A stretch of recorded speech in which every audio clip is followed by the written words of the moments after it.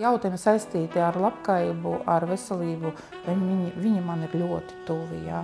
Un es arī strādājot NVO, varu teikt, ka to, ko dara NVO, es domāju, ne tikai Latvijā, citās arī valstīs. Un tie aktīvie cilvēki, viņiem jābūt atbalstam.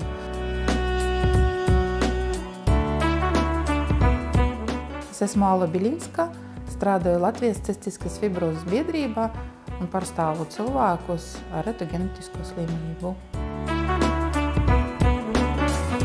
Cilvēku labklājība man ļoti rūp.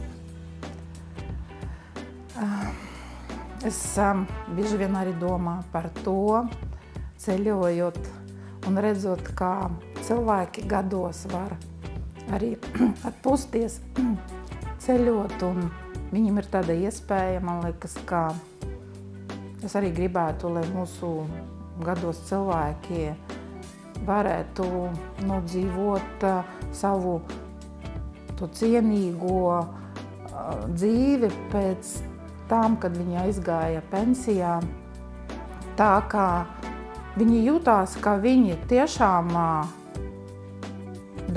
strādāja valsts labā, un tagad viņi ir pelnījuši mierīgi dzīvot, atļauties iegādāties zāles, atļauties pat nedomāt tikai par to, ka viņiem ir jāsamaksā par dzīvokļiem, par apkūri un par tām pašām, kā saku, zālēm, ka viņi varētu atvēlēt, un viņiem būtu tā naudā kaut kādiem priekiem, ceļošanai un varbūt hobijiem, jo dzīve pēc pensijas neapstājas, un man liekas, viņu ir jābauda. Piemēram, es varu runāt par zaļu pieejamību, ja?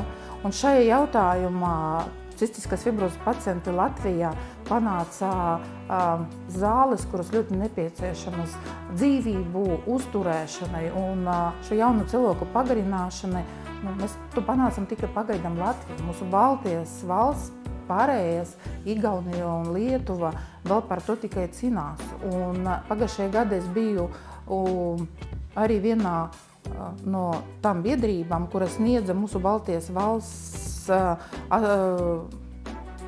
cilvēkiem atbalstu, rakstot uz Eiroparlamentu vēstuli, ka mēs nejūtamies vienoti, ka tā nevajadzētu būt, ka dzīvei vajadzīgi medikamenti vienā valsti ir, otrā valsts vēl tikai gaida vai nevar zināt pat, kā panāks mums šajos jautājumos. Man liekas, ka medikamentu jautājums mums jābūt sevišķi vienotiem. Ja?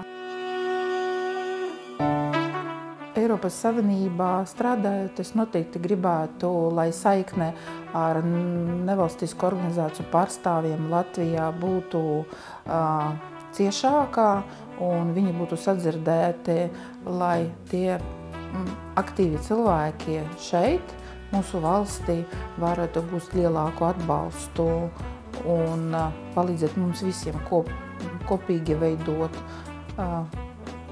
mūsu Latvijas labāku.